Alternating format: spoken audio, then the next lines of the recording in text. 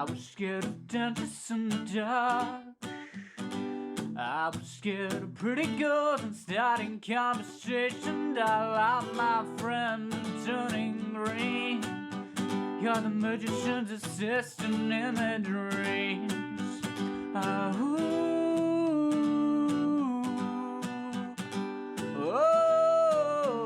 When they come unstuck, lady running down to the riptide, taking away to the dark side. I wanna be your left arm.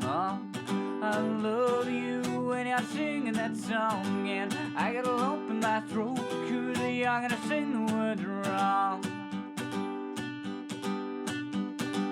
There's this movie that I think you'll like. This guy decides to quit his job and it's for New York City. This cowboy is running from himself, and she's been living on the higher shelf.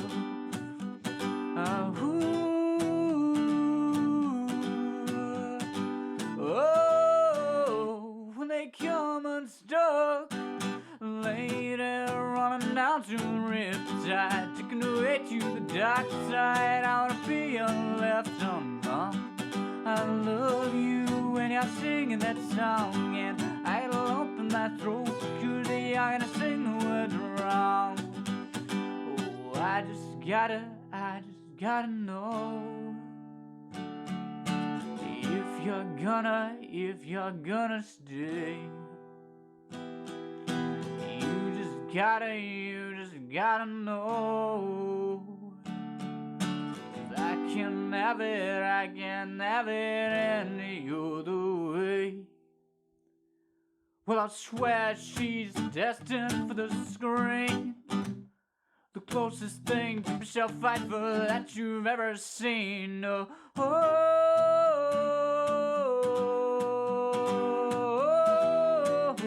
And they come unstuck, lady running down to the riptide, taking away to the dark side. I wanna be your left arm. I love you when you're singing that song, and I get a lump in my throat 'cause you're gonna sing the words wrong.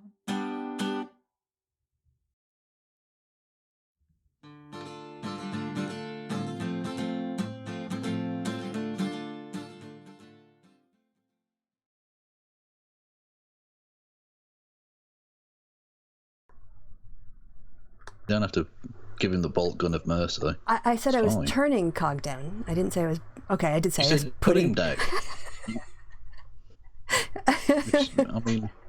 I mean, euthanasia is supposed to be merciful killing. That's just murder. Yeah. It was more his sound file than Cog himself. His sound file, I was putting it down relative to us. Anyway, hello, chat. How are you guys doing tonight? And you already heard the dulcet tones. No, don't pretend like this is not a proper show. We started off with a weird pulling you up on a thing you said that was perfectly fine. Who gives a fuck? And then some clerical stuff about like, well, I was turning down the MP3 MPEG file. And Where do you guys want Kevin? So let's not pretend this is like a slick production here. I mean, I'll be honest, Christy. You've put far too much effort into this just by having intro music. That gives it the veneer that it doesn't deserve. Well, that's true. I'll also share my sound with you. There you go. Now you can see the beautiful screen. And you've disappeared from it now that... Oh, this thing is so dumb. Anyway, there's Kevin. Now you guys can see him too. There's his picture. There's his nose. Well, it's a really stupid picture anyway. Yeah, I like your it's Skype half picture. of my face looking menacing. Yes. It's not worth it to update your Skype profile as your Hangout profile used to be back in the day. No. Yeah, exactly. Yeah, exactly. There's no point. Like, that was fun. I enjoyed doing that, and then YouTube were like, no, I'm going to stop that fun. Yeah. No. You can't do that anymore. Oh, for fuck's sake. Okay. By the way, if you guys are coming for content, like, take your time, because we don't have a show lined up so much as Kevin's like, you want to talk about stuff? I was like, okay, yeah, let's talk about stuff. But that's literally what Happy Hour was supposed to be. Anyway, yes, this is very old school Happy Hour. So you want to hear what I did today? Because I'm excited about it. No, I fucking don't. Well, I want to get bad. drunk. Shut up about your fucking problems. Well, you can get drunk while I talk. These things are not incompatible. No, I was continuing the Happy Hour thought. I'm not actually getting drunk. I am stone cold sober. I am boring as fuck. BAF. You are not, actually. But, yeah, so I am baff. Today... I am baff as fuck. I cut PVC pipe to specifications and built 2 light stands. What? Mm-hmm. I made 2 light stands out of PVC pipe, and I bought a personal saw, a hand saw, and I cut those motherfuckers and just like set it kind of close dimensions, lengths, and then stuck them in a, what they call a T-joint here. I don't know what the English is, but anyway, 3-piece. Yeah, and I like made a tower of PVC pole and put a light on it. Very excited. Okay. I mean, you're going to have to show me because I can't quite imagine what that is. So you'll have to show me. You can show me in private. You haven't got to share it with these fucking the proles, the plebs in the audience. All right, I've got pictures on WhatsApp. I'll like download them and send them to you. But yeah, I have to record videos and I need proper lights. So I bought LED strips and I made softbox lights out of those mothers. And I got some PVC pipe in. And I went and got a backdrop, which is just a blanket for like $11.99. I don't have to iron it, and I can take it anywhere. I am like a mobile production unit. I am on fucking fire. It's amazing what you can teach yourself. I am. Yeah. Exactly. Good. I did spring cleaning. As Cassiopeia says, Rosie the Riveter, step aside for Christy the Carpenter. Actually, she put a question mark. I said it with more confidence. But yeah, damn motherfucker, I got a silver pole. I got a silver like bowl hanging up right now with some LED lights in it and a plastic bag holding it all together with some diffusion paper on top. I've got my own key light in my bedroom now that I made. It's cool, sweet. So anyway, I've got like a bed. Did you assemble the bed? That's kind of the most important part of this. Like I always feel like very rah when I go to IKEA and then I come home and I put things together. I'm like, I'm building shit. You've gone very quiet, Christo. Have I? Didn't mean to. Yeah, like you're speaking from a mile away now. I'll check my connections. It might just be Skype. Nothing I did change. Okay. So, well, I don't know. People in the chat. Yeah? Yeah, you're back now. Okay. Yeah. I didn't know I went anywhere, but now there are 2 of you on screen. Can't get rid of you. Either there's too many or no Kevins. There's too many Kevins or no Kevins on my screen. There's only room for one of us. Fight to the death. Yeah. So do you want to start with all you need is some double-sided sticky tape and an old cereal box. There you go. It's like the MacGyver of YouTube. But yeah, so what is the skullfuckery going on in your country? Well, yeah, this is the thing. Our whole discussion for the last few weeks has been which leader of the country can be the worst, most selfish, destructive, dangerous motherfucker out of the two of them. Trump usually tops it, and he has on this occasion as well. But Johnson's pushing him. He's giving him a run for his money. What did you call it? The champion of the derps, or the derp championship? Oh no, we're having a leader derp off. That was it. Yeah, we're having a head of government derp off between Britain and America at the moment, and it's literally a never-ending circle of hold my beer. Yeah. Yeah. So really? It's amazing. Yeah. Oh God. As I said, right. So where to even begin with the levels of nonsense? Just lie upon bullshit upon racism, which is nice. Yes, the Brexit thing.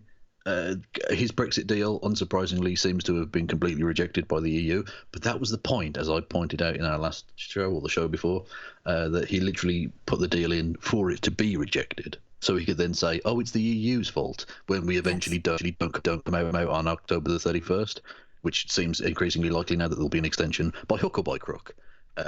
Johnson probably won't get his way. Now, that in of itself isn't that surprising. It's the levels of bullshittery and fucking off our allies, which is a point we'll return to when we get to America in a second, or in a few minutes. Was that Boris Johnson, the current Prime Minister, Boris Alexander Tefeffel Johnson, to give him his full actual fucking name somehow, had a phone call with, oh no, ridiculous, had a phone conversation, as is customary with foreign leaders, with the Chancellor of your own grand adopted nation of Germania, Angela Merkel. Yep. And not surprising given that she's one of the leading lights in Europe and one of the most powerful people, arguably the most powerful person. And they didn't have a particularly good conversation, let's just put it that way. She rather matter-of-factly, it would appear, said, well, we can't work with this. This is bullshit. Which is fair enough. It's a consistent position she's held from the very start of this whole process. Is there are certain things we can do and there are certain things we can't do. If you offer us things we can't do them. It's very simple. Did I ever tell you? So my first experience with like real German culture was that I'd written something about the software I was overseeing the development of, and I gave it to the computer scientist. And I said, Martin, can you please have a look over this? Let me know what you think. And the next morning I got an email back that said, Dear Christy, I could find nothing wrong in what you sent me. Best wishes, Martin. Oh, that's lovely. You have finished your task with efficiency. Yeah. Congratulations to you. Yours sincerely, Dave. It's like rolling over after sex and going, so how is it for you? And him going, I have no complaints. Satisfactory. Yes. That was acceptable. I have no feedback on your work. Exactly. That would be closer, actually. Yeah. Okay. Anyway. I looked very hard for fault and could find none. Yeah. Well, that actually sounds all. Complimentary. That's even better. That's slightly nicer. Good night. I can offer you no feedback. So talking about imaginary sex I've had, Angela Merkel. That went in a weird place. Joking. Yeah. So Boris Johnson and Angela Merkel had a phone conversation. It didn't go brilliantly well, but as is customary with people who are actual proper leaders, Angela Merkel wouldn't comment on the actual conversation as such, but only to say that talks were ongoing. So she had diplomatic standard, dignity. Professional. Yeah. International relations speak. Gravitas. Yeah. Boris Johnson, on the other hand, and the absolute fucking detritus, the pond scum that he has working for him at number 10 Downing Street, decided to go not just reveal certain rather delicate matters from that phone call, but also to outright lie about the things that she'd said. God, what a yes, twat. there was a claim put out by a Downing Street source. So whenever you see Downing Street source in a story from now on, it's a guy called Dominic Cummings, who was head of the Vote Leave campaign, involved in the dodgy acquisition of dodgy information from Cambridge Analytica and all the rest of it. He's now basically sort of running the government day to day. Anyway, it's fucking terrifying. Basically, he leaked out that Angela Merkel had said that the Northern Ireland would have to remain in the EU single market forever.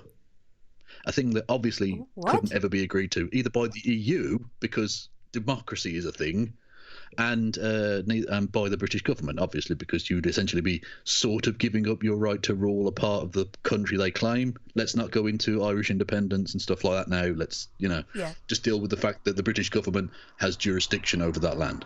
So obviously it could never agree to that. But it turns out that didn't actually happen. She didn't make any such claim. She said she was open to discussion of temporary arrangements during the transition period, but she never at any point said they have to remain in the single market and the customs union forever. Because no one would ever say that. That's such an obvious fucking lie. So they were found out with that. And Kevin, are you not wearing headphones? Oh, for God's sake. I can hear my voice bouncing off your walls. I have ears like a squirrel when it comes to audio problems. That's why I get so upset. Yes. That is the weirdest humble brag I've ever heard. Oh, I can hear my laugh bouncing off your walls now. I've got toes like a fucking piglet. What was it? Logical llama and what was the squirrel? Skeptical squirrel. Skeptical squirrel, yes. Not quite skeptical squirrel. Characters I used to do back in the day when you used to be able to do comedy on YouTube. Do you remember that? Yeah, back when people's avatars were just random animals in suits. Yes.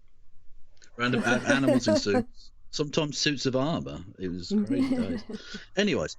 So the lies were told. Outright fucking lies about allied nations who we still have to do deals with and things like actual fucking close partnerships and things. So that happened. There was briefings from Downing Street saying that they would try and become as awkward as possible in order to try and get the EU not to agree to an extension, which, by the way, the EU have basically said, if you ask for an extension, we're going to give you a fucking extension.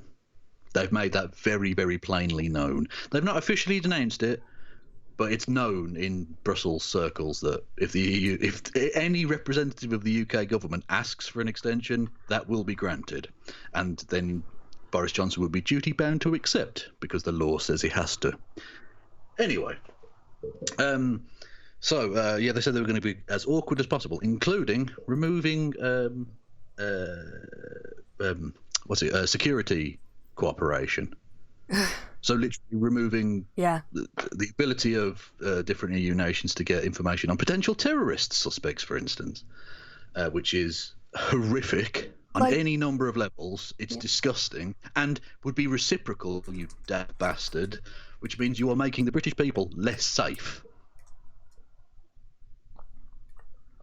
Isn't he supposed to look out for the national interest as Prime Minister?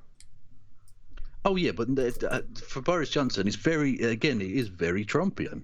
I keep saying that, but it's worth pointing out they are very similar in many respects. He's not as horrific. It's like Trump. It's like Diet Trump, if you will. It's not full fat Trump, but it's still going to fucking kill you. The knockoff. Like saying it's slightly watered down. It's slightly watered down cyanide. Is the analogy I would use. Yes, for old prickface Johnson, he doesn't see any difference between the national interest and his personal interest. That's it. The only thing that matters is what will further his chances of remaining Prime Minister. Because being Prime Minister is the only thing he's ever wanted to do, and he's worked out he's not very good at it. But if he acts like a big enough twat, he might be able to remain in position. So that's basically his plan from now on. He does seem to be the most incompetent Prime Minister in British history. He still hasn't won a single vote in Parliament. Still. He's been in charge for 10 weeks. Well, I guess a lesson for future Prime Ministers will be don't expel 20 of your own members, giving your government a minority as soon as you take office on your first vote.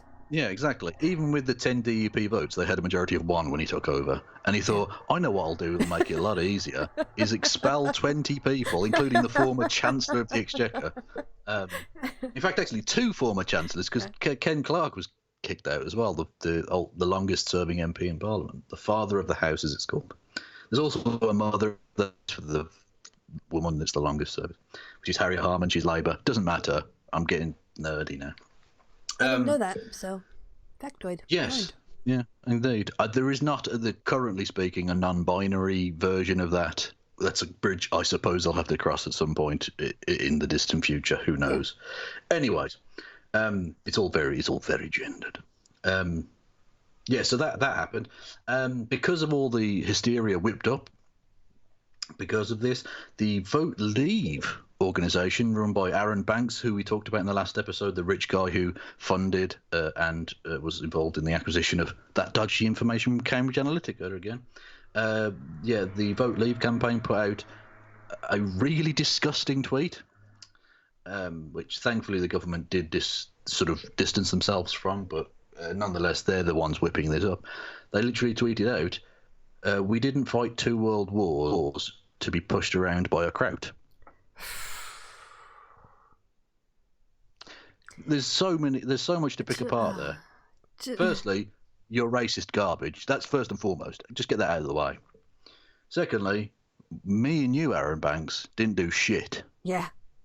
I mean, in many respects, I'd have quite liked to, but neither Aaron Banks or I, or virtually anyone else alive in Britain today, killed a Nazi during the Second World War. We didn't fight in any battles. We didn't fly a plane. We didn't do shit. We didn't even take breath because we weren't fucking alive. So we didn't do shit. But okay, let's say he means the country. Okay. Well, let's analyse that a little bit further, shall we? We alone didn't do anything as well.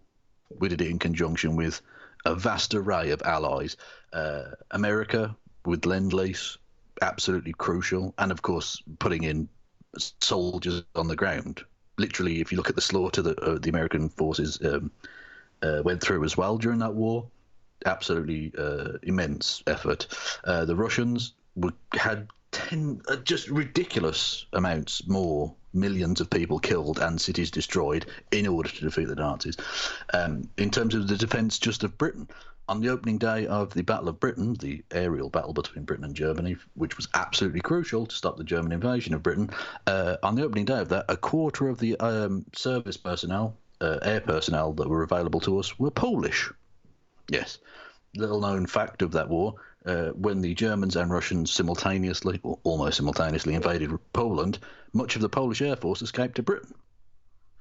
And so a quarter of the Air Force personnel we had available to us on that day were Poles, without whom we would have lost and Germany would have invaded. Mm-hmm. Yeah, So, I was traveling. Again, it's not... Yeah, go on, sorry. I was traveling in northern France. I went out to Mont Saint-Michel, which is beautiful. If you have a chance, go and see it. But on the way back, we stopped at Dunkirk. Dunkirk, yeah. Yeah, on our way out there. Or what? Yeah, the beaches, that's in France, right? I know there's Normandy, but it wasn't Normandy. It was the other one. I'm really sorry. I feel bad. Technically, it's in Belgium, but yeah. Well, no, then I don't know if that's the one. Anyway, we went to one of the landing points. I think it's in Belgium. And then also we were at a cathedral, and in the cathedral Right. it was focused a lot on the First World War, and there were American soldiers mentioned because they were still buried there, French soldiers, I think Australian soldiers, British soldiers. I mean, there was not just French people, soldiers that they were honoring in their cathedral. So... I know it is in northern France. I thought it was in Belgium. Apologies, Okay. I'm getting my wars mixed up, I believe. Okay, Yeah. Thank you for that. Yes, so Dunkirk, that's where we stopped. I do have a video. Yes, Dunkirk, I still have a bunch of actually clips from that I've never put together, and I really should. Sat on my Dropbox somewhere. But that's why I pay for 1 T of storage. Yeah. Anyway, Absolutely. so that was it. Just another like these are people they're honored all over Europe. The ally ship. The Commonwealth. There were Dutch, Belgians, Spaniards, Portuguese, all sorts.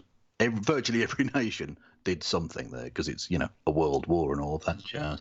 And a special shout out to India, which obviously at the time was India, Pakistan, and Bangladesh. Those modern nations was just called India at the time. And again, a little known fact, history geekery for you here. The largest all-volunteer force ever mustered on the globe was an Indian regiment, which was 2.5 million strong. Whoa! All volunteer force from India, that fought in that war. Wow. So again, we, as in the people of these islands, were not alone in our fight there. Okay, so to say we did this is ridiculous and shits on the memories of millions of people who did way more than Aaron Banks has ever done. Yeah, for a especially since Aaron Banks has played on the sort of bigging up Nazi or pseudo-Nazi people as well. So fuck him. As well, yes, and the horse he rode in on, but maybe not the horse. Maybe the horse is Tues. But I would definitely recommend, if people haven't seen Doug Stanhope's little bit on nationalism, go check that out. Yeah, was it nationalism teaches you to hate people you've never met or something? Yeah. I can't remember the exact phrase, but it's something along those lines. Yeah, and he keeps talking about carrying around dead people's baggage. Yeah, that's absolutely the case. Yeah, it's ridiculous. Anyway, so there's that. But then he also mentions going through an Arby's drive-through. Yeah, sorry. But then he mentions going through a Arby's drive-through for the Fresquetos or whatever, but then they ditched out before they reached the window where you had to pay, so the guy behind them probably got their sandwiches. Anyway, it's very funny. To the racism. Let's get back to British racism. Segue from Arby's. Although I was close, it's only 6.2 miles from the Belgian border. So I'm gonna go with that's close enough. Anyway, if it was a tornado, if it was a hurricane, Donald Trump would have included it in the path. Exactly. Yeah, just got a Sharpie out and gone. Look, it's gonna hit Dunkirk, definitely. It's fine. And Belgium. So technically, Dunkirk is Belgium. Yes, indeed. Although it would be hard for a hurricane to hit Dunkirk and not hit Belgium. Seems though it's that close. But anyway, let's not get bogged down in that nonsense. Right, so still back to this tweet. Right, so I've taken on the historical nonsense and the obviously ridiculous idea that we, as in people alive now, outside of a very few exceptions who are obviously very old, we didn't do anything because we weren't alive. Yes, so being pushed around by a crowd. Firstly, to describe a German as a kraut is obviously not very nice. I know Kraut does that as a German himself, but that's much like the way that black people use the N-word. It's sort of their thing. I don't really give a fuck. But for someone else to call them that, that's obviously xenophobic, so fuck you. Also, being pushed around. We're not being pushed around. This is a consistent position that the German government have held the entirety of this time, that there are certain things that obviously can't be negotiated away. And this is the whole point. When we said that the Brexit unicorn couldn't be gotten to, You can't have the this unicorn. is what we meant. There are things about the EU that we knew from the very start of this couldn't be negotiated away. They weren't going to let us cherry pick bits and pieces that we like and fuck everything else. You're either in the club or you're out of the fucking club. Yep. That's it. You can't. And again, it's the point I made, didn't I, in the last episode, when he stood up in Parliament and said, I'm trying to reconcile the seemingly irreconcilable. We told you 4 fucking years ago it was irreconcilable, you daft bastard. Yep. That's the whole point. You either leave and it's fuckery, or you remain. Now, we can have less fuckery with a deal, but he doesn't want a deal. He wants no deal. He set up his entire prime ministership to be, we're going to leave with no deal, basically. He's put on this show to try and pretend like he wanted a deal. He doesn't. Because he knows for a start, whatever deal is possible to do with the EU won't get through the Commons. There was no way the Parliament are going to vote for that. Because the arithmetic is such that if you come back with a moderate deal, the Tory right won't vote for it, so it goes down. If you come back with a deal that's okay for them, virtually everyone else is going to vote against it, so it goes down. It's just the Parliament, much like the country, is completely fucking split on this. So, in many respects, you can say it's the practical Machiavellian thing to do, but it's still fucked up, and the lies and the bigging up the racism thing, not cool. Really, really not fucking cool. Mm-hmm. Now, further to that, the Parliament has been prorogued again, but this time it's legal. Yay for because legal this time proroguing. Because this time it's actually a legitimate one. It's the original reason that they prorogued was supposedly so they could have a Queen's speech. Now, you don't need 5 weeks to prepare for that. You literally just ring up the castle, not the castle, palace. Ring up the palace and say, is the Queen available, say, next Monday? And they say, yeah. Can she do a quick speech at Parliament for us? And then you give her the paper. There's pomp and ceremony to it. She reads out the paper. She fucks off. That's all you need, right? So they prorogue Parliament usually for like 2 days, 3 days, which is basically what's happened this time. Actually, I don't think the prorogation has technically happened yet. They're still debating in the Lords. But the point being, not debating prorogation. They're debating, I believe, rural economy, because why the fuck not? Anyway, so that's going to be happening very soon. And then they're going to come back next Monday. So basically you're going to lose Wednesday, Thursday, Friday this week. Not that big a deal, really. Then you come back Monday, they're going to have a Queen's speech. Now, for those who don't know, the Queen's speech is an important part of this. You're supposed to have one basically every year, right? But it's been nearly 2 years since we had one because of Brexit fuckery and Theresa May knowing that she couldn't get a Queen's speech through. Because what happens is, it's essentially a way that the government reassures everyone in the country that it still has the respect and ability to rule in Parliament, right? By having its political agenda and the bills it wants to pass and stuff like that read out by the Queen, who is the head of state, right? It's largely ceremonial, but that's sort of the point of it, right?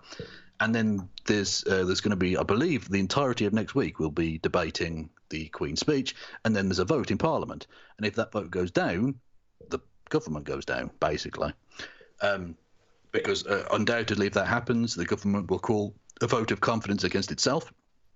And then it will be really interesting to see what happens there. Because in theory, you could have opposition parties voting in favour of the government and the government voting against itself to try and force a general election in order to try and get the no deal that they obviously want through. Because by the time a general election has happened, we'll have passed October the 31st and no deal will have happened. So that's the basic setup for next week's fuckery. That will be amazing. I can't wait to see what happens. And top of all of that, Prime Minister Boris Johnson, we talked about it on the Let Them Eat Cake with Cog, the intro singer, as I'll now refer to him on this show. We talked about the story of Jennifer Arcuri, the American, we're going to just say businesswoman. She wasn't always a businesswoman, but whatever, who was fucking Boris Johnson, and she definitely was, even though she's clear. She did an interview with Piers Morgan and a couple of other people on the breakfast show here in Britain, where she was asked about that and refused to answer. Now, I don't know about you, Christy, but if you've not fucked a hideous person, you say, no, I didn't fuck him. Jesus. No. Especially when there's potential legal ramifications for this, because if they're found guilty of this, both of them could go to jail for misappropriation of public funds.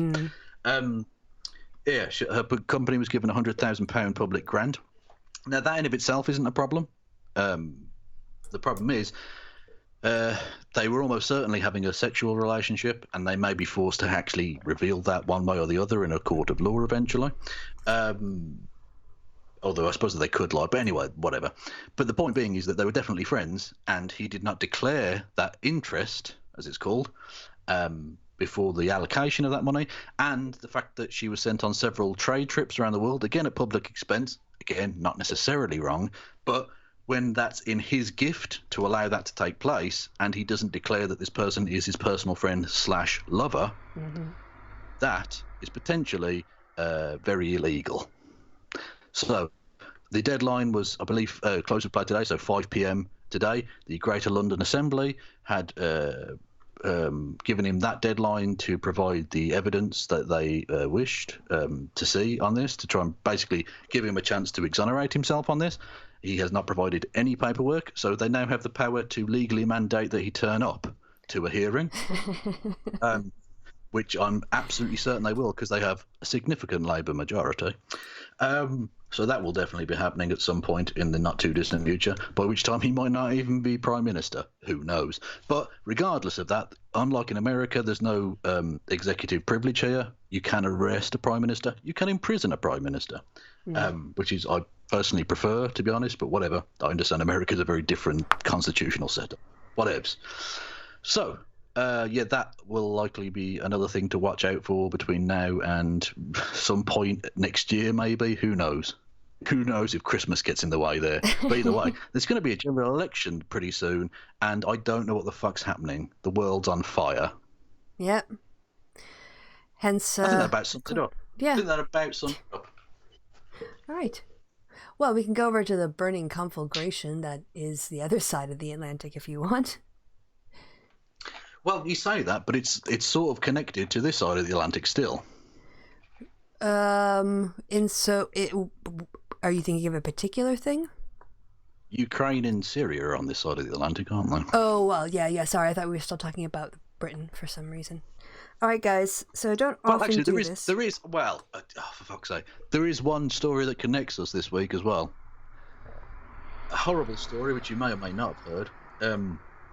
The wife of a guy who was purported to be a diplomat from America, but was certainly working on an American military base here in Britain.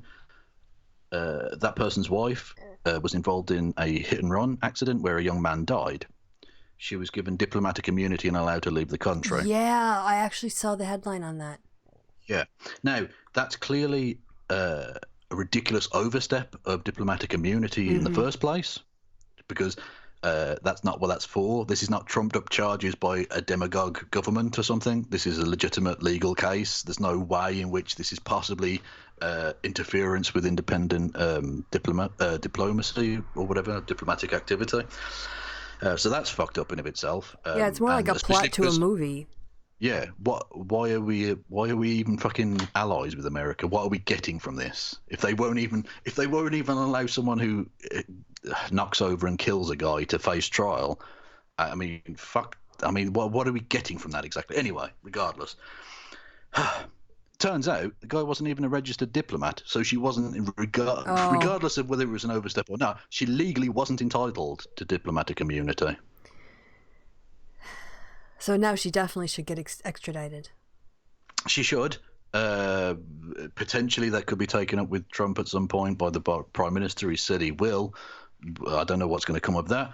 But either way, that now means that because that diplomatic immunity will be legally challenged in court and removed, at least the family will be able to sue her. Even if she never comes back to Britain, they'll be able to financially sue her for some minor form of restitution in the form of money, which is something. It's not the custodial sentence that maybe the person deserves. Maybe she's innocent. I don't know. Maybe it was a legitimate accident. But either way, her running away doesn't look good for her anyway. So that happened. And again, America fucking over an ally. And on that point... Yeah. Well, Donald Trump's been fucking over a lot of people since he's come, basically his whole life. Whoever comes out of a deal with this guy with, good stuff, especially in politics.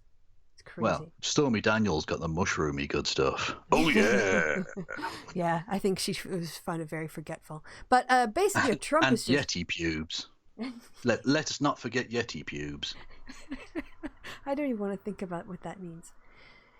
Do you not remember that? That was her description. She said his penis was small but not ridiculously small, with a mushroom head and Yeti pubes. I don't know what Yeti pubes means, though. I don't know either, but that was her description.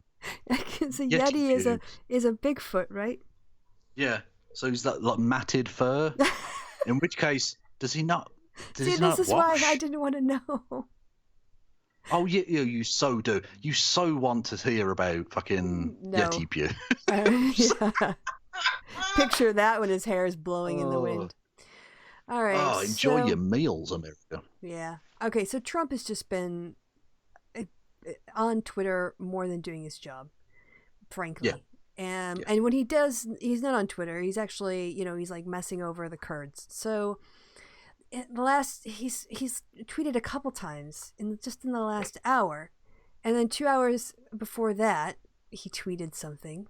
He's just like, it's ridiculous how much this guy spends on time on Twitter. He's the freaking president of the United States. But anyway, where do you even start? I guess there's a second whistleblower came forward.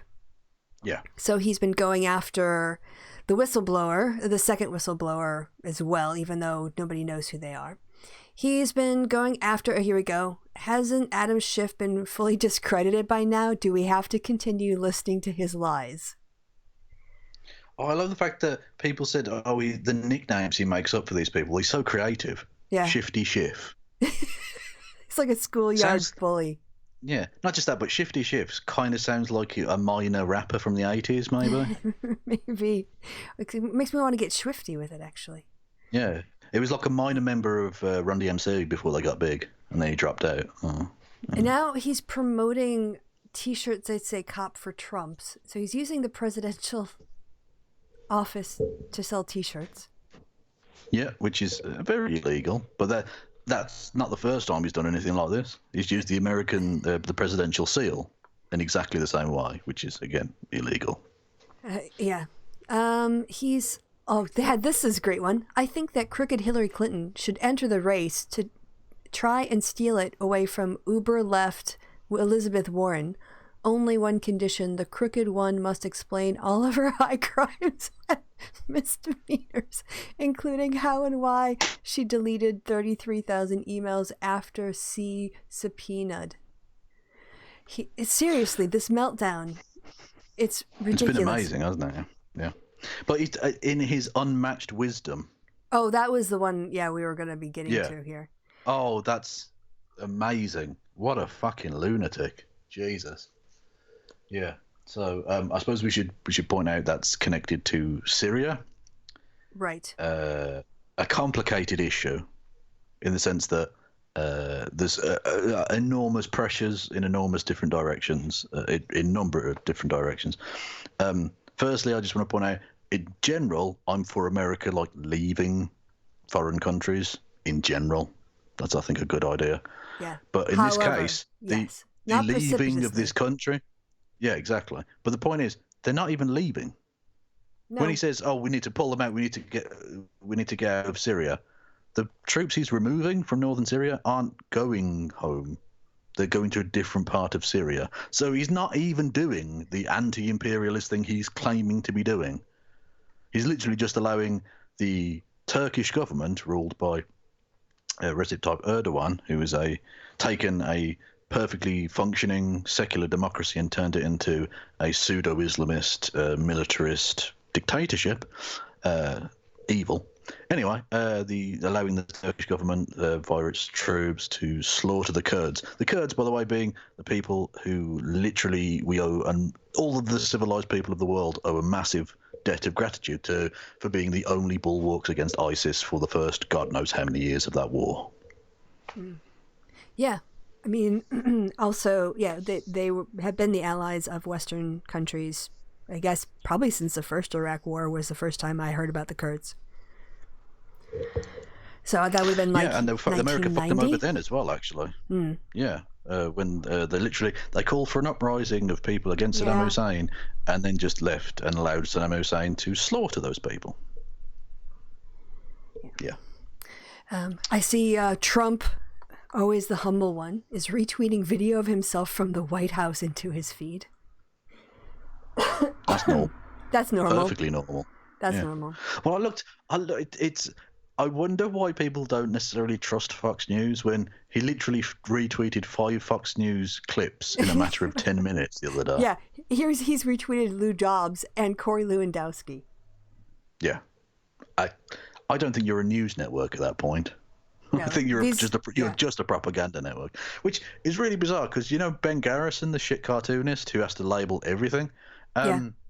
He literally put out a thing saying that Fox News were attacking Trump, and I just thought to myself, when did that happen? When they said that soliciting something of value from a foreign government in political sort of situations is a crime, whether or not it was given or refused, just soliciting it is a crime. Yeah. And people said that out loud on Fox News. Well, that means they're communists then, clearly. Yeah. But I've got to say, though, people have criticised him. Like you heard, what's his face? Lindsey Graham, very surprisingly criticising Trump over this in pretty strong terms. And Nikki Haley, his former ambassador to the UN, and various other people. It's been sort of refreshing in a way, but I have to say they're wrong, right? Because clearly what Trump understands is that one of the most important things in any war, any battle situation, is the element of surprise, right? Now, admittedly, you are supposed to surprise your enemies rather than your allies, but this motherfucker's playing 4D underwater backgammon chess with 2 hands tied behind his back. The man's a genius, okay? He's thought, no, the enemies will be expecting me to try and surprise them, so I'll surprise the people who don't expect to be surprised. Therefore, I win. And that means that he's clearly not a fucking dangerous lunatic who needs to be removed from office for the safety of all people. Totally not. His motivations for this are completely apparent because he, as always, talks openly about his motivations. He said that I promised to bring troops home, and I am bringing troops home. So the impeachment numbers. Oh, we have to look at the impeachment numbers. The poll that came out in the Washington Post today. He's just like, look, he doesn't want to do it anywhere where it could make the U.S. weak. So he's like, I'll just screw over the Kurds. I'll just do that. I'll let Erdogan, I've got 2 hotels in Istanbul, so I'll do him a favor. But again, they're not even bringing any troops home. There's not a single trooper being brought home. They're just going to a different part of Syria. It doesn't matter what the truth is to his base. Stepping out of the way to allow the Turks to slaughter the Kurds. He's just giving them the talking points they need. It doesn't matter if it's true. Yeah, absolutely.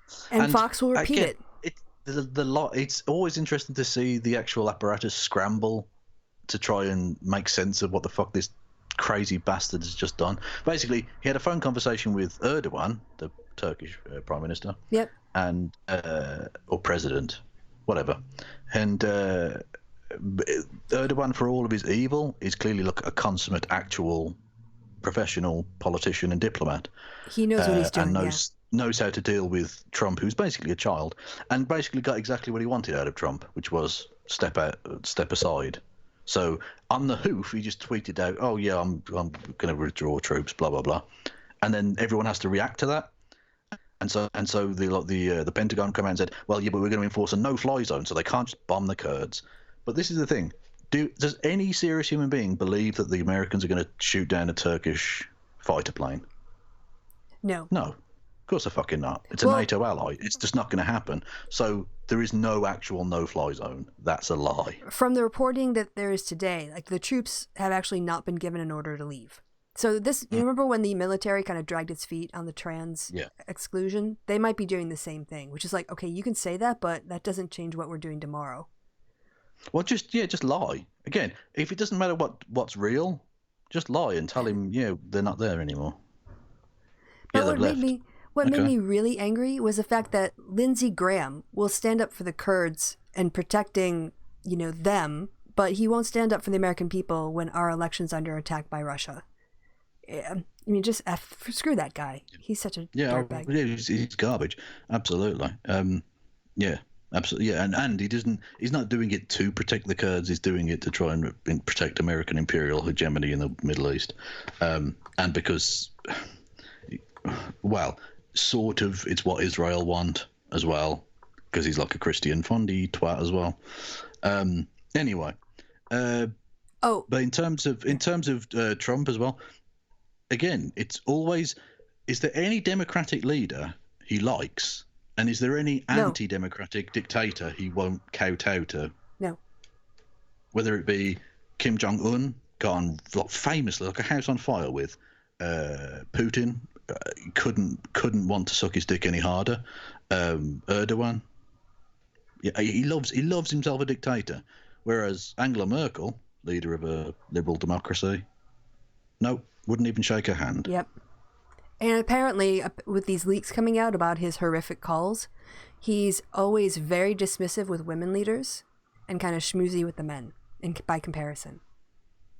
That doesn't surprise me. Nope. Another great meltdown tweet. Adam should be impeached. He's talking about Adam Schiff. You can't impeach a member of Congress. He also called for Mitt Romney to be impeached. You can't impeach a member of Congress, you twat. That's not how that works. They can be removed from office, but it's not impeachment. No, he's such a moron.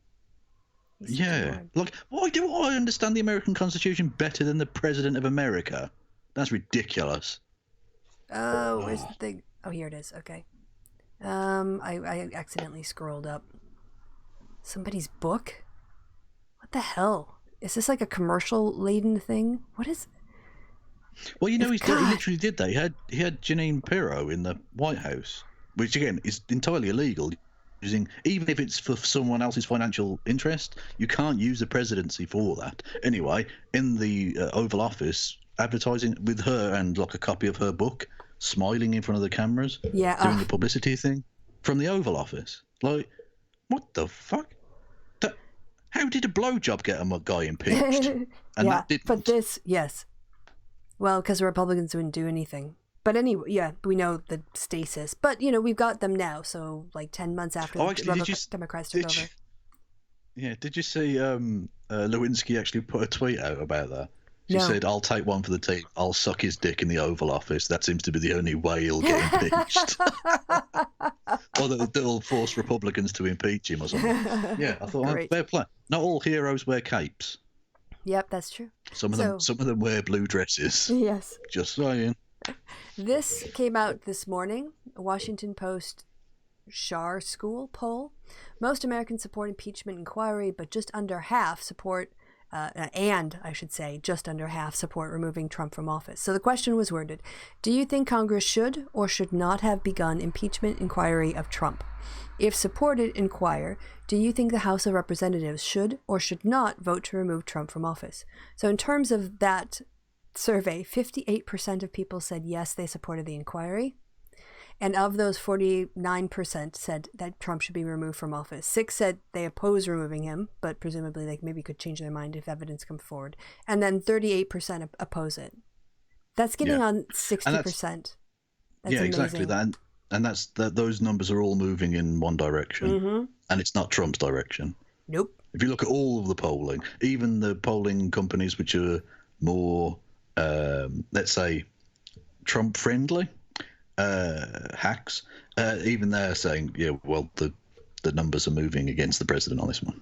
Yep. And again, this is a pattern. If you look at the way in which the Nixon impeachment took place, it was a very similar thing. It's the same drip of information and people becoming publicly aware of it. Only it's sped up this time because of 24-hour news and the internet and all of that. In a way that obviously took like 3 fucking years or something with Nixon. There was literally a general election between this thing happening and it getting found out. Anyway, it's a long story. A very good story, though. You should definitely look into it. So that same drip and the public eventually waking up to the fact that they have an incredibly corrupt leader. Because that's the thing. Yeah. You've got to bear in mind, me and you know he's a corrupt, evil piece of shit. Most people don't watch this. Most people, and I don't just mean this as in this show, I mean they don't watch even the news most of the time. Or if they do, they're waiting for the local sports report at the end or the weather or something. You know what I mean? They don't really give 2 fucks. They're busy doing shit. We're geeks. We're nerds. We actually follow this stuff. So eventually when it becomes such a deafening story that they can't, I'm not even saying they're trying to ignore it, they just don't care. But when it's so loud that they can't ignore it, that they can't get away from it, and they eventually realise, he did what? He did what with the president of Ukraine? Where the fuck's Ukraine? What's that? It's a very simple story. Yeah. And he admitted to it. It's very easy to understand, Exactly, yeah. Like I said, that great analogy, wasn't it, that someone on the internet posted of when he came out and said that China should investigate them, the Ukraine should. It's like the equivalent of a guy gets accused of cheating on his wife. So in order to prove that he didn't, he brings that woman and another woman round to the house and fucks them both in front of his wife in order to prove he didn't cheat on them. Yeah, it's just ridiculous. The way that he says, I only care about corruption, and what Biden did was really corrupt, so they should look into Biden. You're like, what? Yeah. So you care about Biden, not corruption. Yeah, exactly. That's the thing. Name one other person who he's asked for a corruption investigation into. There's no one else. Again, okay, Hillary Clinton. Name one person who isn't his direct political opponent. Yes. Who he has called for a corruption inquiry into. Yep. Name one person ever. You can't. Yeah, because it's not about corruption. Obviously, he runs the most pay-to-play fucking thing ever. Like his EU ambassador guy who was going to speak in front of Congress today. Or appear in front of Congress today for 3 different committees, I believe, and the Trump administration pulled him at the last second and said you can't do it, which again doesn't look great for you guys. Obstruction of just Congress. saying. Yeah, it's not just obstruction of Congress, but makes you look guilty as fuck. Well, that's really it. I mean, especially because this guy's on your side. He's not going to you would think he's not going to shit on you. Right, but Adam Schiff during the press conference with Nancy Pelosi, I watched the whole thing because, again, geek, but he said that when they refuse to give over documents or to participate, they're going to basically, it now allows, they said, we're going to assume the worst. We're going to assume you have something to hide and therefore you're trying to obstruct. So all this repeated obstruction, they're not going to take it to the courts. The courts have said, I mean, we haven't had to use this law since the 1880s, I think, but the court said Congress has its own right to hold people in contempt of Congress when they are doing oversight. And until this time, everybody just testified. Or they had a subpoena and they went through the court system and then they testified or they turned over the documents. But they didn't just, people who didn't work for the president didn't claim executive privilege and refuse to answer questions. And so it's just going to be an article of impeachment, obstruction of Congress, and then probably a whole bunch of different counts under that article. That's how I think they're going to play it. I don't even think they're going to bother with the courts. They're just stacking up the one article of impeachment charges with more and more examples. Yeah, absolutely. But the actual guy himself, he's the ultimate example of the pay-to-play Trump swamp that he's basically filled to the breaking point. he was a supporter of Rick Perry during the campaign, during the nomination, spoke out saying Trump was unfit to be president. Then when Trump eventually won, he donated $1 million to Donald Trump's inauguration fund. Yep. And was given the ambassadorship to the European Union. Correct. You are correct, sir. Those are all facts. Yeah. So the most corrupt motherfucker working for the most corrupt motherfucker. It's like a Gordian knot of motherfuckery. Yes. And let me just tell you why that 38% is going to hover between 36, 30, maybe 2 and 38, 39, maybe 40 is depending on sampling. They're Trump bots.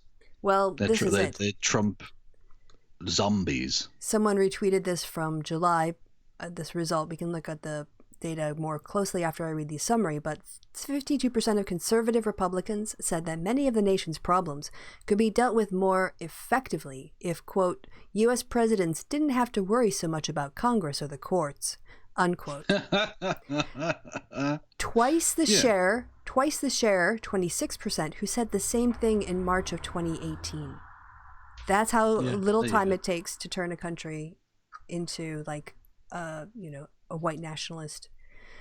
So who did this? Pew Research. So very reputable. But if you want to know the details, you can go back to July. And this was, poll July 10 through 15, 2019.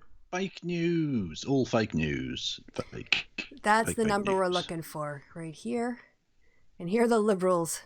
Because, they mean left. So this means right. And these blue means left. You've got 10% of liberals and 88% saying it'd be too risky to give the U.S. president more power to deal directly with many of the country's problems. And that it's almost like your series of checks and balances has worked really fucking well for 300 years. Maybe don't fuck with it too much. Yeah, pretty much. Like, I'm not saying there aren't tweaks that can be made. Sure, that's why we have amendments. We can amend things. But maybe handing dictatorial power to one human being, it doesn't work out well. Ever. Also, if anyone ever tells me again that government should be run by a business, I'm just going to point at Donald Trump because he is running it like it's his business. He actually said when I took over the military, we had no ammunition. When he took over the military. And a couple of weeks ago, he said when I took over the United States or America. Go on, sorry. No, he said when I took over America. And now exactly. Well, that's literally how he thinks of it. He's not the servant of the American people. It's the other way around, in his eyes. The bizarre things he'll take credit for, like the Veterans' Choice thing, was actually instituted by Barack Obama. The recent WTO ruling, which has allowed the Airbus thing, which has allowed America to. By the way, why is America considered an ally of Britain? I'm not entirely sure. The tariffs they've put on for Scotch whiskey and stuff like that, which, by the way, a great stat I heard in Parliament this week. I haven't independently verified it, but I love the stat nonetheless. Apparently, Britain exports 41 bottles of Scotch whiskey a second. Wow. That's a great stat. Yes. And an amazing number. Which means in the time it took me to tell you that, we exported hundreds of bottles of whiskey. Anyway. So that whole WTO decision, though, he took credit for that in the interview in the press conference with the president or prime minister of Finland. That wasn't even started by Barack Obama. That was started under George W. Bush. But he was taking credit for that, even though he had nothing to do with it, at all. No, it was ongoing for a decade nearly. Fuck's sake. He will take more than a decade. Sorry. Take credit for anything and take blame for nothing. Yeah, absolutely. But I mean, and that's the thing. Unfortunately, we will see in the untold number, the amount of blood, of Kurdish blood that will soak the deserts of northern Syria, unfortunately, is that making up foreign policy on the hoof like this, when it's incredibly complicated, is a fucking dangerous thing. This man needs to be removed from office for the good of everyone, including the good of the Republicans long term. Oh, yeah, they are totally committing harikari right now. Yeah, I'm not looking out for them. I'm just saying from their perspective, they must know this, especially because it's really obvious that they're scared to talk out right now. Oh, terrified. Or they're in cahoots. Someone made the point, and it would be interesting as a thought experiment, although I'm not I wouldn't want it to be implemented literally because of the democratic implications for it.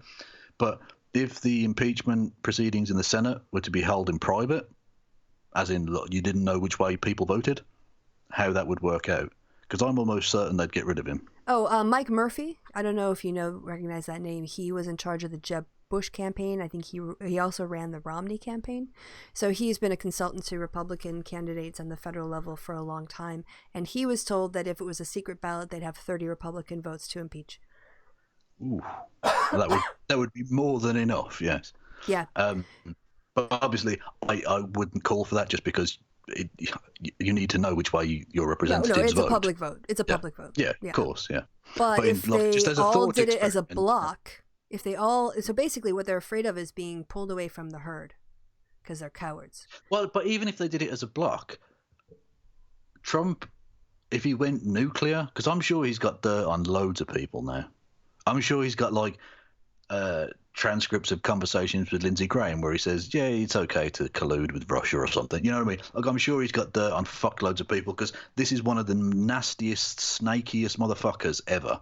There's no way he hasn't been building up a portfolio on each of these people. Right. Of like dirt and shit. I would say you have to think like a politician. And if it's right now almost to 60% of people supporting the inquiry, let's say that carries over by the time, they actually go through the articles and they sort of really lay it out clearly. Best case scenario, right? So then they've got 60% of the country who wants an impeachment. You've got a president who's never hit 50% in the polling, who's going down to Joe Biden by double digits in Wisconsin, which is the Ohio of Canada. 2020. And they could put Mike Pence at the top of the ticket instead. Now, he's not pure, but he's better than Trump. Would they do that to save themselves? I could see that. I mean, I'm not saying it's going to happen, but I'm saying as a political scenario that credibly plays out, they might decide that if Trump is going down and he's going to take the Senate down with him, they might decide to try to save themselves. McConnell might, because he's a political animal. Well, yeah, but the problem you have, I think, there is the dual competing forces of the fact that might be the case, say, if the vote happened in 6 months' time. But the Democrats aren't going to do that because, for obvious political reasons, they want to hold it as soon as possible. Yep, they're barreling forward. It's not going to be exactly. So that process that would lead to the outcome you've just outlined would take a lot longer than it would practically possible. It could be by the time you get to February, we're into the primaries, so the Senate will have to deal with impeachment if the articles come through the House, which is inevitable. Yeah, no, but actually, yeah, I suppose if they stonewall it till something like February, I suppose, yeah, okay. But yeah. I don't. It ultimately depends on what McConnell does. Maybe he will. Maybe he'll hold it back and wait to see which way the wind blows. Because, like you say, you don't stick around in politics. As much as I despise the guy, you don't stick around in politics that long and get to the position he has without knowing what you're doing. Exactly. Like, I don't like him, but he's an operator. Yeah, he is. And he wants to say majority leader. Yeah, of course he does. But and wants to save his own skin. Mm-hmm. Moscow Mitch. Yeah, he hates that name. Yeah. Precisely. So, we'll see. Obviously, if we just wait long enough, we'll find out what happens. Let's not bury the lead here with Mitch McConnell. The motherfucker looks like a tortoise. Oh, yeah, that's also worth mentioning every time. Yeah.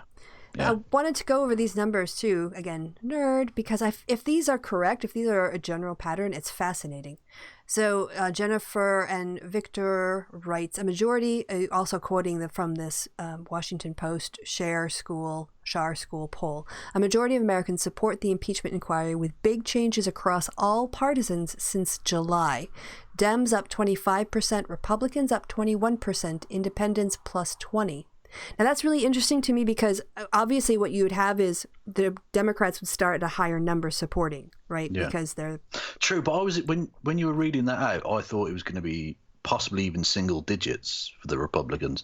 That's got to be really worrying for Yes. the Republicans and for Trump especially. That was at 21% since July. Yeah. Now, the way that they have it worded, all partisans, this might be lean Dem and Dem, lean Republican. I mean, I'd have to look into the actual numbers to figure out how they did this. It's probably not party. It's probably not party membership, more like voting intention or something like that. Yeah. But what's interesting is this 20% swing. It's almost like a big impeachment wind blew everything 20 points up. You know, like just a step gap. I was expecting a much bigger gap between. Like, I can understand a lot of Democrats going, "Yeah, fuck this guy," right? Because they're not naturally inclined toward him anyway.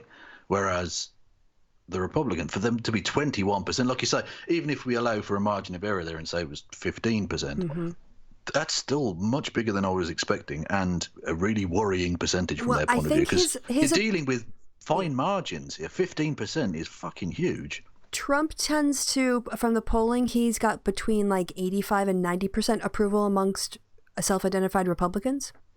So you've already got sort of like a base of maybe 15 points there. If you've got some lean Republicans who are just put off by the whole quid pro quo thing, obvious violation on the White House lawn, you know, but yeah, that's a really like consistent shift. And that's why I thought it was really interesting. I mean, I would like to see other polls, but of course, you know, I don't know how many of them ask question wording. Go to Poland then. Go to Poland. They've got loads of them there. Okay, sorry, that was it for the politica stuff. That was it for the nerdy poly things. So I wanted to leave people on a positive, because actually the growing public support behind the impeachment inquiry and people's openness to basically removing him from office before he serves the end of his term, almost to 50% of the country in this poll. But that's what makes the Syria thing. So were you finished there, by the way? No, yeah. Go ahead. Yeah, okay. That's what makes the Syria thing, the timing of it, so peculiar. Yes. Because I get what he's trying to do. He's trying to distract and give some red meat to his base. And fulfill a campaign pledge. At this point, yeah, exactly. But, well... Yeah, whatever, we talked about it. Without actually doing it. Anyway, right. But the very people who he's absolutely relying on, people like Lindsey Graham, people like Nikki Haley, people who've been his cheerleaders... Right, people who've been out there giving it the absolute all, trying to polish every single one of his turds, right? Which is a difficult and production line level job in terms of the velocity and volume of it. Anyway, these people are really pissed off by this. I've never seen Lindsey Graham ever say anything as harsh as that. He literally did the worst thing. He did the worst thing that Trump would ever want. Since McCain died. Obama. Yeah, but since McCain died. That's true. Yeah, since McCain died, he compared him to Obama, which is A, comparing him to Obama, who's like his fucking devil, nemesis, and B, comparing him to a black man. Ooh, no. That's likely to get you a tweet storm brewing. Yeah, he's been pretty quiet on his critics. But the thing is that, you know, Obama only carried out the Iraq withdrawal that was signed and agreed to by the Bush administration. So when he said, you know, he was wrong to pull out of Iraq, he was only implementing what Bush had instituted before. There was agreement. There was a treaty. It wasn't like he just did what Trump did, which is have a conversation with a world leader and go, oh, let's just pull our troops back. Screw the Kurds. And not just that, but he had a word and was convinced by a dictator to allow that dictator to slaughter innocent people. Not just innocent people. People we should be very grateful exist. Yes. And more information is coming out about how he's been spending public taxpayer dime at his various properties, like, buying fuel from the airport near his Scottish resort and other things. Scotland, yeah.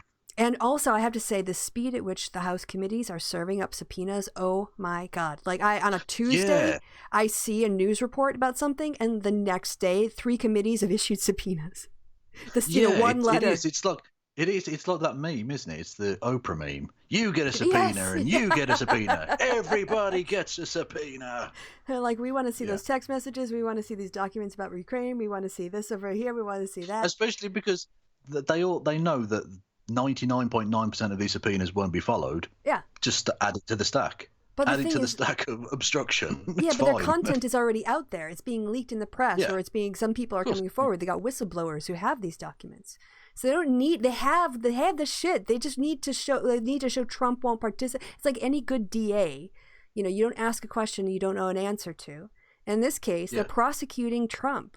And so they're getting the evidence, and then they're asking them to basically, here's your chance to obstruct. Did you want to obstruct Congress again? Okay, we'll add that to the list. Thank you very much. Yeah, exactly. It is. It's giving them enough rope to hang themselves. Yeah. Metaphorically, I'm not suggesting anything violent. I'm not Nigel Farage. Or Donald Trump calling for people to be treated like spies in the old days. And executed. or indeed invoking civil war, because that's a sensible thing for a president to be doing. Very statesman-like. Is it true that Candace Owens said coup instead of coup? I heard someone say that. Did she? Oh no, did she? That's the thing that's so on point. Like, I can believe that. I don't know if it did or didn't happen, but I can totally believe she would say some dumb shit like that because she's an idiot. Coup. I hope she did. I hope she did. People in the chat, if you have that tweet, please, if you know Candace, if you have this clip if there is a clip of Candace calling it a coup, please post it. We will watch it before the end of the show. Yes, I hope so. Mithril Hunt asks, why is there no enforcement of subpoenas in the U.S.? There are some enforcement of subpoenas, but you have to go through a court process, which means you have to get on the docket, and then they get their motions, and and so what Trump wants to do is run out the clock. And this is what all the obstruction is really about. It's just he's trying to get it into being too late to do anything because he'll just call it more partisan. So the faster that so instead of going through the court system and trying to get them in that way, they're just going to call this obstruction of Congress, not obstruction of justice, obstruction of Congress in their constitutionally mandated duty to oversee the executive and branch, probably the judicial branch, I guess, if that came up, but I don't know. But anyway, so they're just going to invoke a power they haven't used since the 19th century. Yeah. Because it's enough.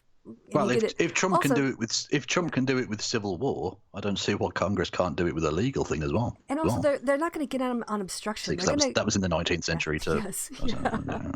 Sorry, I was thinking about my point and waiting for you to stop talking. So no, you were making a serious point. I was doing a silly point based on a historical fact. So. But that's why people find you entertaining. Have you met me before? That's basically what I do. Yes. Yeah, that's exactly why people come, because I'm boring. Apparently, shows with me are informative and I have a nice voice, but it's funnier with Kevin. But the point I was going to make is now I've not boring. It. How dare you? A pair of tits that lovely could never be boring. And now I've forgotten my point. I was sexist. I was totally sexist. We've talked I was joking. No, you're not boring. You're not boring at all. I'm just nerdy. I wouldn't do a show with a boring person. It wouldn't fucking happen. Have you ever been on a show with a boring person? Well, I've done individual hangouts with people that were tedious. Yes, I've done several shows with the guy who likes to fuck horse manure. But I would never do like a regular show with a person who was boring. No. Yeah. Okay, that's a fair enough distinction. I got that.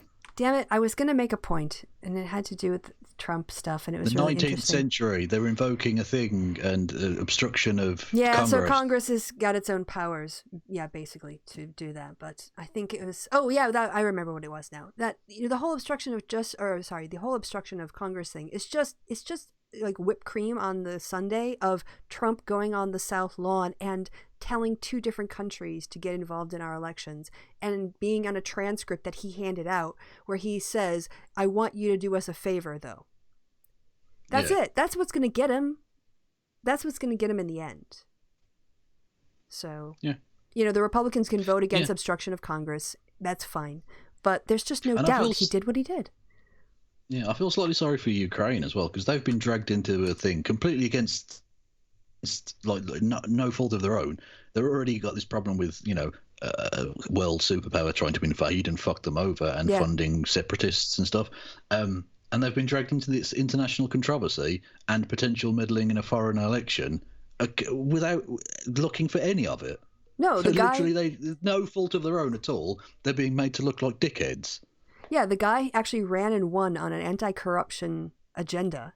And then when he gets there, the president of the United States is holding up aid that he needs to defend his country and asking him for a political favor. The country that's supposed to be the leader of the free world is doing the exact kind of corruption that he's trying to stamp out in his own country. And it's not, and that's the thing. I mean, you made the point a long time ago. Then when Trump took over, America isn't the leader of the free world anymore. No, it's Germany. The Syria thing is just the latest. Of example. The many examples of that. But they're not the leader of the free world. I don't think Donald Trump understands what any of that means. He doesn't have the gravitas or the intelligence to be able to formulate an actual consistent foreign policy that would allow for that, or for even a foreign policy that wouldn't allow for that, because there's no consistency to any of it. No, it's just whatever his whims. Some foreign policy. Yeah, he's having a shit, fucking scrolling around on Twitter and goes, "Oh well, I'll just announce a potential thing here." Not just that, but with Turkey. Oh my God, how do we forget this? The tweet where he goes on about destroying the Turkish economy. Yeah, and I've done it before. They're a NATO ally. Like, I'm not particularly pro-NATO or anything, but if you're the head of a NATO country threatening to destroy the economy of another NATO country, I don't know that you're an ally anymore, really. You might be on paper, but in reality, you're not. It's just again, he thinks he's a king. Ridiculous. What kind of foreign policy is this? He'll put a trade war. He'll slap tariffs on him like he's done with China and like he's done with Iran, because that's how he rolls. And not just that, but so the Turkish government do a thing you don't like, so you're going to fuck over the entirety of the Turkish population? Yep. What the fuck is wrong with you psycho? Yeah, that's it. He's a sociopath. In my humble, unmedical opinion, I think he's a sociopath. He's an arsehole, regardless. I don't know whether it's necessarily medical, but he's a dick. He's somewhere on the sociopathic spectrum. I think Carl is too, to be honest. I think their lack of empathy and narcissism is just very typical of sort of not all sociopaths are murderers. There are like a lot of people who are sociopaths in society. Did you see the guy? Oh my God. It was released. They now think he's the biggest mass murderer, not like in terms of like history, like the tens of millions, like an individual person actually physically killing people. No, it was revealed this week. It's a 70-year-old guy who they just released the information now. I saw a report on this. Literally, they showed you the film of him, like just talking about it matter of factly. He killed 93 people. 93, and he was just matter of factly talking about dumping bodies and stuff. Insane. Yeah. So obviously, he's American. Of course, he is. 70-year-old guy, and he was doing this from like the 1960s for years and years, and never got caught. Never got caught, but eventually he gave himself up. Man. Okay, if they verify, like if he actually goes through and can do dates and descriptions and close cases. He's closing cases. He's been convicted. Yeah. He's been convicted of like a dozen or something, and there's no point really continuing after that point, I suppose. But yeah, he's admitted to the murder of 93 people. That's just whoa. Yeah. That's mad. And he was, like I said, you sparked in my head the sociopathic thing. Yeah. He literally just matter of factly just talking about like dumping bodies, as if he's just talking about like putting the trash out or something. Just fucking so cold. Yeah.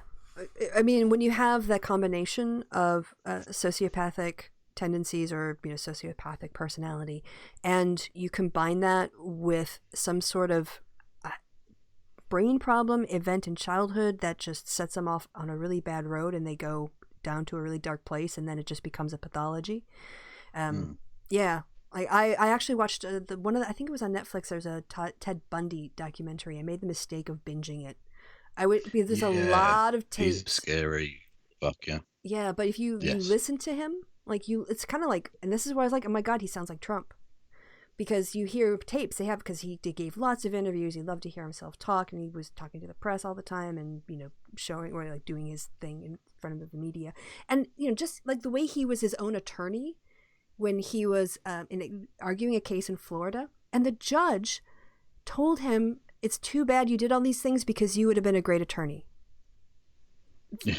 That's how it shows you sociopathy doesn't necessarily mean you can't function. Yeah. Yeah. So, but again, just to be fair to people who are sociopaths, it's a percentage of the population will murder and they're not sociopaths, and a percentage of the population will murder and they will be sociopaths. I don't know that there's a real much higher rate than the average, any other group. Shall we Exactly. say. Yeah, there are loads of people who are really, really, really evil that aren't sociopaths. They're just evil. Yeah. They're just bad people. For other reasons. Like it's it doesn't have to be a mental illness situation. Yes, and this is what the problem with is pathologizing mass shooters as mentally ill, because then you never deal with the mass shooting because you say, oh, the problem is the mental illness, and then the guns stick around, and then somebody else grabs it and you go, oh, well, it can't be some problem with the guns. It's just the mentally ill people. But they did a study, and most mass shooters are not mentally ill. They have no mental illnesses. They might have suffer from depression. The only way to stop a good guy with a mental illness is a bad guy with a mental illness. Oh, no, that doesn't work. Yeah, especially when the good guy is black and then the security officers shoot him for responding. Yes, indeed. So he's got to be a good guy and white. Well, in Trump world, only you can't be anything else and be a good guy. Got to have a gun. No, I meant white. You can't be non-white and be a good guy in Trump world. Yeah. Got it. Anyway, but on America and sports update, but political. Ooh, did you see the NBA thing with China? No, I did not.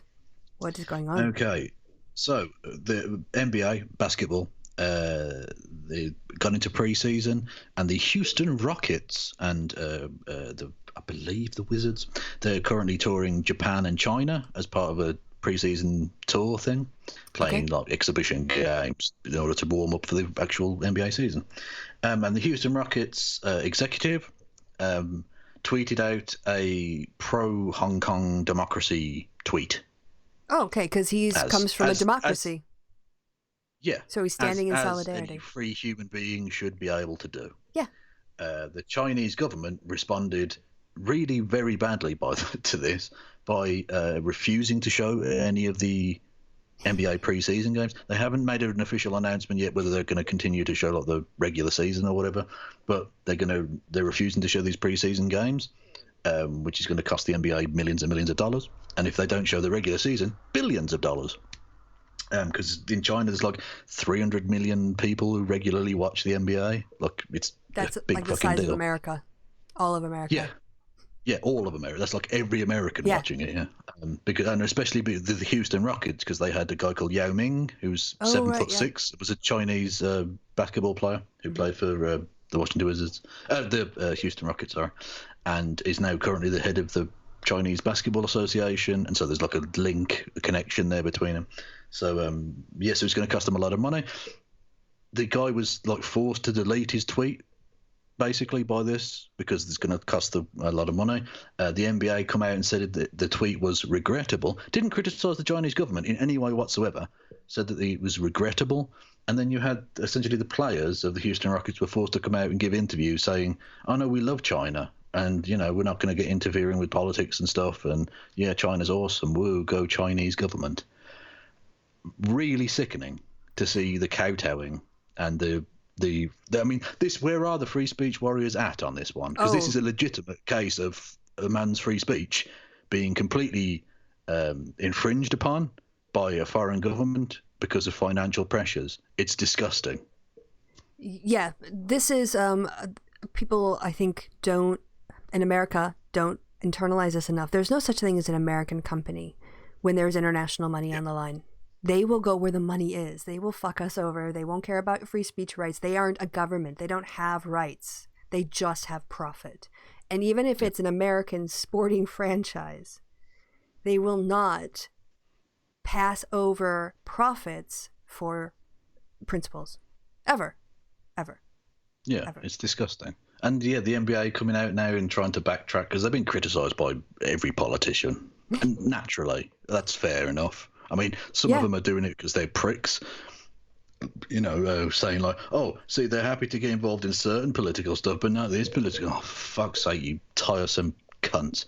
Anyway, they've been criticised, and so the NBA have come out and said, "We're not going to allow people to have their freedoms of speech infringed upon." It's already happened. Yeah. It's already happened, and you've shown no support to the Houston Rockets whatsoever. You've made no criticism of the Chinese government for their actions whatsoever, because you're chasing the Chinese dollar, so to speak. The Chinese yuan is their currency, which is obviously a big deal. I mean, arguably, they earn about as much from China as they do from the US market. Yeah. So that's all they give a fuck about. And it's despicable. Yeah. If I was like a PR firm, I would ask for a sit down with the NBA and the Chinese representatives and explain the Streisand effect to the Chinese representatives and say, this story is going to keep going. If you do this, then instead of being a 1-day story or a 2-day story, it becomes a 5-day story or a 6-day story or a 2-week story. Well, this would be bad for you and it'd be bad for us. So let's just ignore this guy. He's not worth it. He's going to delete his tweet quietly, and we're all just going to forget this happened, and everyone will be happy. Well, it wouldn't even be a 1-day. It would be a no-day story. Yeah. Because I don't follow this guy on Twitter. He's just a chief executive of an NBA franchise. I don't know who the fuck he is. I can't even remember the guy's name. I wouldn't have seen this tweet. Yep. I wouldn't have seen this tweet, right?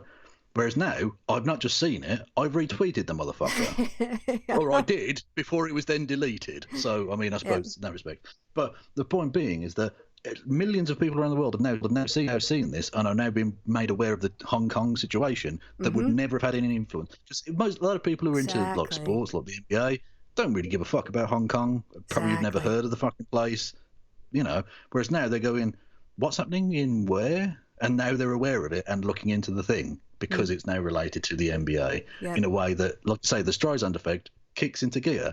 No one benefits from this. The Chinese government look bad from a free speech angle. They look bad because of the things they're actually doing in Hong Kong that's now become more aware. And the NBA loses money. Who benefits from this? Just their egos, authoritarians. Yeah, exactly. But in the long run, it's going to be a bigger story in the West, and it's just going to make them look like assholes. Yeah. And people are like, fine, we'll have our basketball. Y'all can go fuck yourself because we've got our sport and yada, right? So then, nobody wins because they want money. But first and foremost, the NBA wants money. So shame on the Chinese government, shame on the Houston Rockets, and shame on the NBA. It's disgusting. Yeah. Anyway, aside, but let's go back to positive numbers and end on a good note. Basketball's nice. Go sports ball.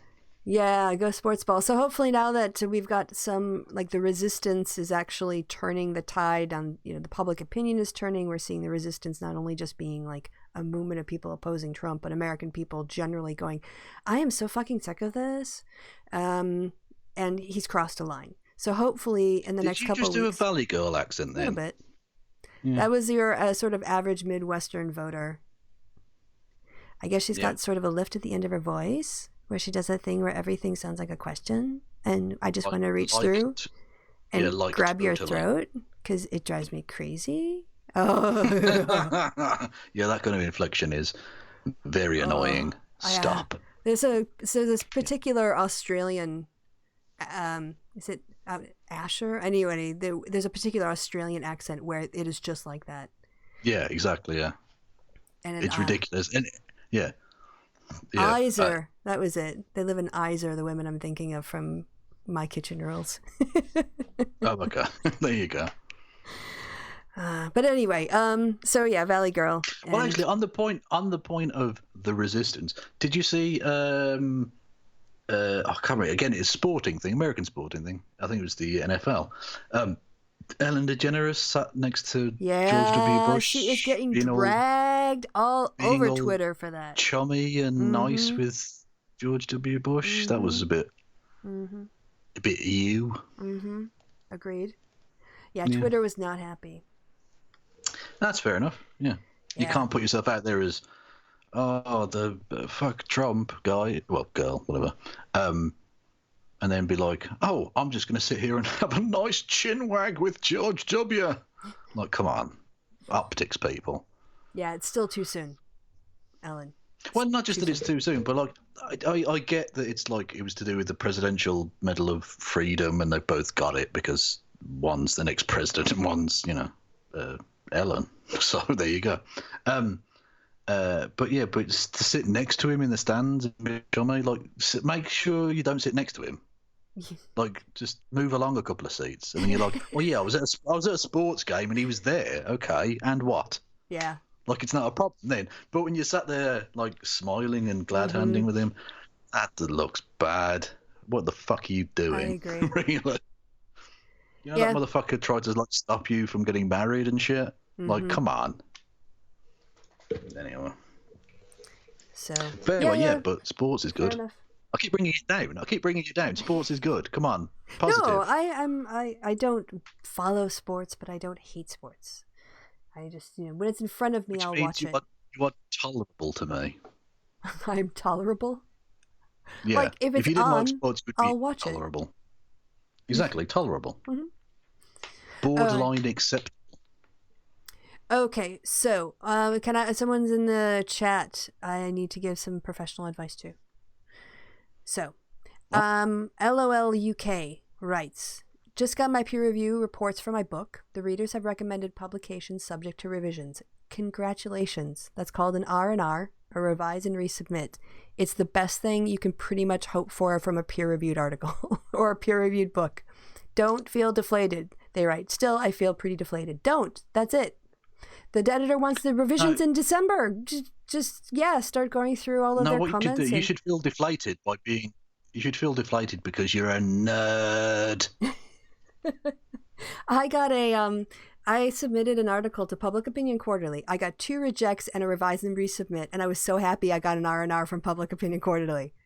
Like, no, I mean, the default, so I don't know if you're used to this and used to peer reviews, because I don't know why you would feel deflated. Shut up, Kevin. They write.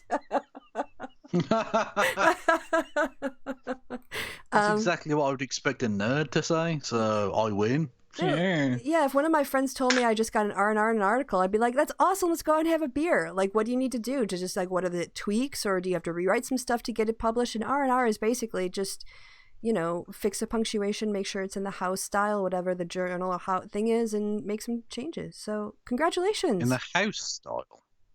Oh God, it's always a second reviewer. It's always the goddamn second reviewer. Reviewer 2 ripped me to shreds. It's my first book, the first time with a big publisher, so I'm inexperienced. Yeah, this is one of the problems, is that anonymity can make people cruel. So I actually had this happen to me. I submitted an article to one journal, me and a co-author, and it got rejected. And one of the reviews was that there's nothing that can be concluded from focus groups. So, you shouldn't publish this article. Like, basically saying there's nothing in here worth doing. My response was, you don't understand qualitative data. You're unqualified to read my paper and judge it. But we made some changes based on the first reviewer's comments, and we sent it off. And then we got back 2 reviews. We got rejected again, and the same person had submitted the exact same review to that second journal that they submitted to the first one. So what they should have said is, I've already seen this paper, and let the editor know. And they should have said, I will give you a rejection because I've already read this paper once. So that was entirely unethical. So that sucks. But eventually we revised it and we sent it off and we got it published. So with reviewer 2, this is what I'd say is put aside reviewer 2, deal with reviewer 1, reviewer 3, the editor, whatever else. And then have like a big glass of wine or whatever relaxes you, and put on your suit of armor and don't let it get to you, and just read it for what are the comments that I can build out this, and ignore everything else. I said earlier you weren't boring. Yeah, this is important. This is someone's psychological health. So, that makes me feel better, Christy. Thank you. And again, congratulations on your R&R, and I can't wait to hear when your book comes out. All right. I can wait. I'm only joking. No. If you get a book published, that'd be awesome. Come and tell us about it. Come on the show and tell us all about whatever boring shit it's about. But it'll be interesting. Yeah. So if you get an R&R, you've made it. Congratulations. Well done to whoever the fuck that is. I'm not even looking at the screen. I'm scrolling through Twitter. Apologies. I have reviewed probably between 25 and 30 articles since I got my PhD, and I have once in that time submitted, revise, or accept without revisions. And that's because our piece that I was looking at had gotten rejected from the American Journal of Political Science. So it was like perfect. It was so good. And yeah, so I was like, damn, I can say nothing. I actually contacted the editor because he was a friend of mine.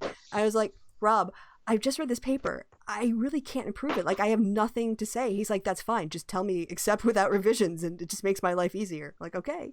Because I feel like I have to say something or I'm not doing my job as a peer reviewer, you know? So now I want to talk to Rob. I want to see what Rob's got to say about this. Quality guy. Yeah, you would like Rob. He loves sports. Oh my God, I should set you guys up on a play date. He is like an Essex version of you, but like tall and lanky and bald. But yeah, oh my God, you guys would just like not shut up all night if I introduced you to Rob. He's a great political scientist as well. Yeah, but he's from Essex, so I mean. But you guys both love sports. I mean, he is seriously a sports fanatic, knows everything. Yeah, baby, he talked like that, wasn't he? Yeah, the football. Yeah. Oh no, not just that. American football, hockey, basketball, everything. Tolerable. Watches it all the time. So there you go. I can set you up at a play date. Yes, please do. With a man friend. With a sports man friend. Yeah, a man friend. And if we hug, if we happen to hug naked and towel each other off, that's fine. Yeah. It's not even gay. It's not even gay if you slip a finger up there. It's fine. That's just being healthy. You know, you're checking. Exactly. I'm just doing a prostate examination with my tongue. And right. What? And on that, I'm going to start bringing up the cog music because I think that sounds like a bombshell we should be ending on. So I put him down, but now I'm going to bring him back up. Are you saying cog singing sounds like analingus? Is that what you're suggesting? I did not say that. That's what it sounded like to me. That's definitely a 1-star review, Cog. He donated his music, and all he gets is shit for it. See, get it? Get it? Oh no, he's awesome. Alright, guys. Well, this has kind of been a happy hour. Happy Taco Tuesday. As I said, hard shell tacos, of course. Anything else you want to talk about, Kev, before we go? Anything you want to plug? Order! Nice. Okay, me neither. I don't know. I'm going to broadcast again. So just check the subscription feed and also the Facebook group. So, yeah. Yeah, go and join the Facebook group, dickheads. You should. It's there's a lot of spam in there, but it's an active group. Yeah. But anyway, okay. So, thank you to people in the chat. Did you know spam, as in the internet thing, is actually named after the Monty Python sketch? I did. Oh, well, there you go. But now people in the chat do too. Oh, cool. Yeah. Well, now we're both equal in that knowledge. And, so, thank you to the people in the chat for stopping by, sitting here with us, chatting our nonsense. Thank you to my co-host, Kevin, who is always a blast. No, I'm boring. No, I'm the one who's boring. No. Boobies.